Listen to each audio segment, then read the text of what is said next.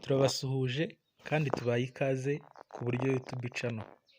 Aho muherereye hose, reka twongere tubabwire ngo murakaza neza kubana natwe muri iki kiganiro kigiye gucaho uyu mwanya ku buryo TV. Nyamuneka niba warakoze mining ya Bitcoin Satoshi, niba warakoze mining ya Core, iyi video ntuyirangareho cyangwa se iyi video ntigucike kuko tugiye kukwereka ibintu by'ingenzi. Niba warasoje guhuza wallet na Metamask yawe, niba warasoje guhuza iyi Core na Metamask wallet yawe, tugiye kukwereka ni gute walinkinga Core withdraw muri Metamask. Ni gute noneho wazana ya wallet ya Metamask ukayilinkinga hano muri application ya Core mining kugira ngo uzabashe kwakira Core zawe muri Metamask. Nyamuneka iyi video uyirebe neza etape par etape uko tugiye kubikora, nawe aba ariko ubikora kugira ngo Core zawe zizajye muri Metamask niba waramaze guhuza Core na Metamask wallet yawe.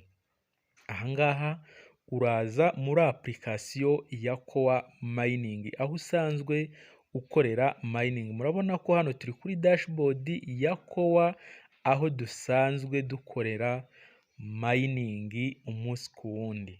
Urareba hariya hejuru hari akamenyetso twakweretse cyangwa se niho na wallet yawe iri.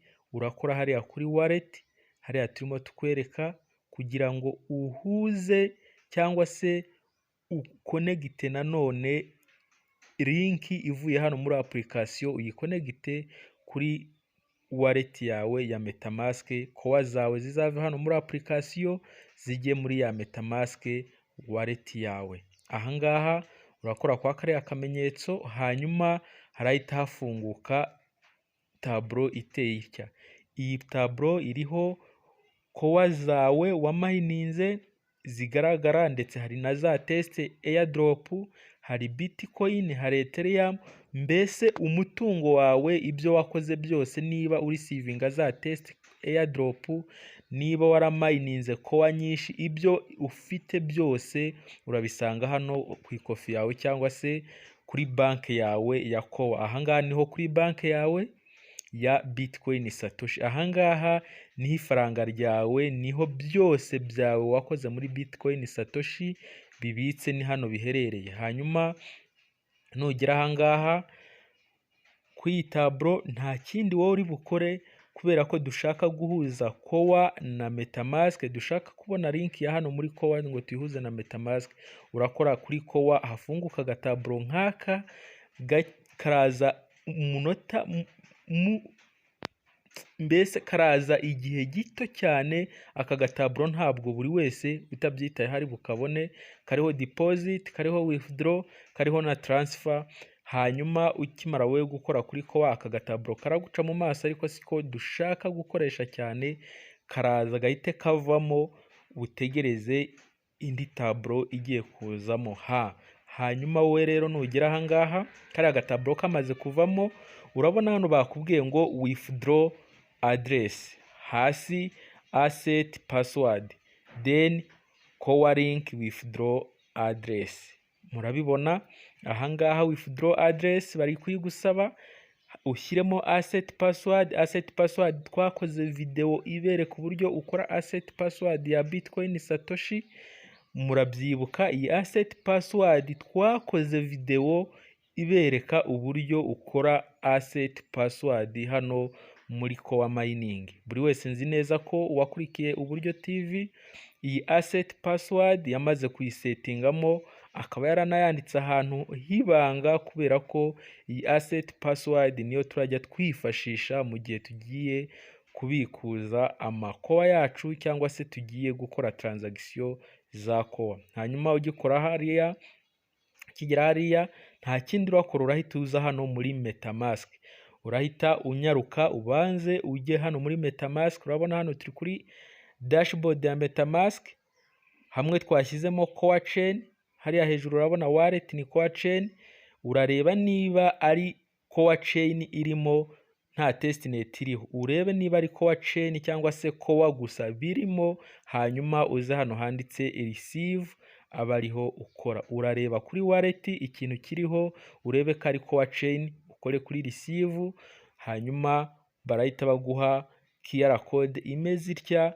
Iyi QR code niyo irimo wallet yawe, urakora hano hasi handitse copy, ubikopiye. Urakora hano handitse copy, ukopiye wallet yawe, hanyuma uhite nanone uhindukira ugaruke muri application ya Bitcoin Satoshi. Uragaruka hano, ya link umaze gukopiya, ya wallet yawe umaze gukopiya, uraza hano hejuru hamwe hari address wallet, uyipestinge hariya turimo turakwereka.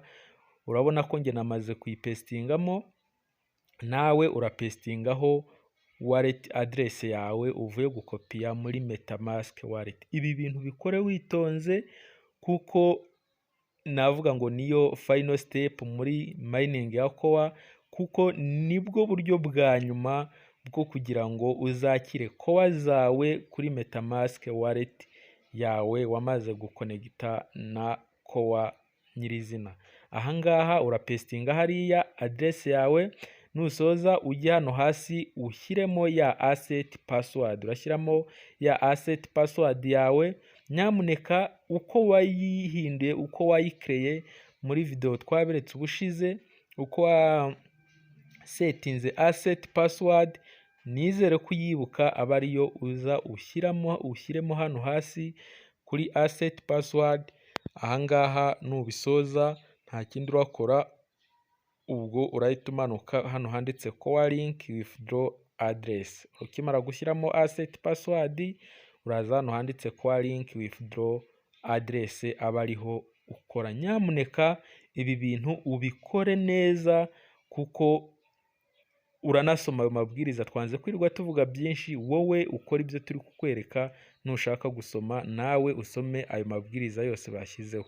Hanyuma hano ukimara gukora kuri core link withdraw address, barahita bakwereka iyi wallet yawe, urebe neza ko ariyo washyizemo hejuru. Nubona ariyo, uraza hano ukore confirm.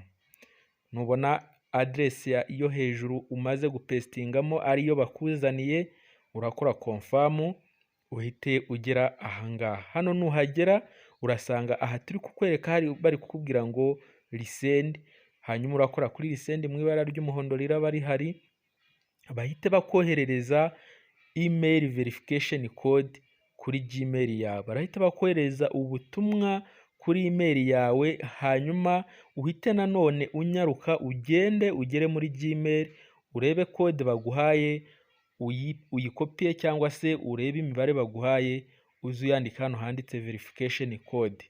Urazana iyo mibare uyishyira hano handitse verification code, uyipestingemo niba wayikopiye, cyangwa se niba wayanayirebye uze uyandika hano handitse verification code, hanyuma urakora confirm.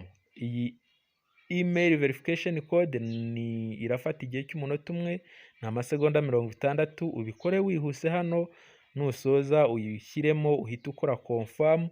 Numara gukora confirm, harahita hatangira iyi verification, haratangira ya verification yo kugaragaza isura yawe, start verification. Nihazamo hano wowe urakora hano handitse ngo start verification, hanyuma ari amagambo urahitamo uburyo uri bukoreshe, niba uri bukoreshe only this time cyangwa se uri bukoreshe app, amahitamo n'ayawe, urakoresha icyo ushaka.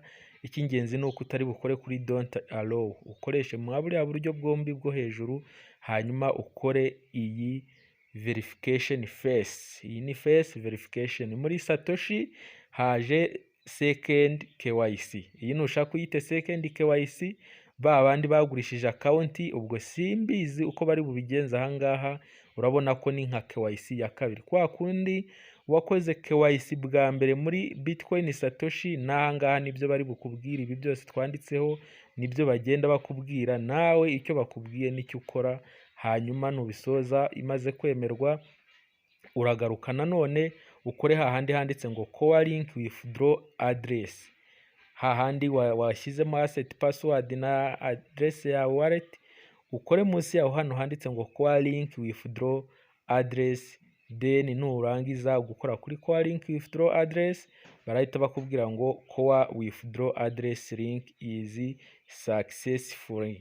Core link withdraw address link is successful. Icyo urakora nta kindi, wowe urahita ukora hano handitse close. Urahita ukora hano handitse close, uba usoje kulinkinga link yawe ya withdraw muri Metamask wallet kugira ngo kwa zawe zizahite zijya muri Metamask wallet. Ahangaha turakwibutsa ko bazahita bagushyirira hano mu mabwiriza babyanditse, bazaguha 25% ku itariki 6 z'ukwezi kwa 2 2023, hanyuma izindi 75% zizagenda zitangwa nyuma y'indi second verification izaba nyuma y'ayo matariki. Muzabibona cyangwa se tuzabibabwira uko bizakorwa.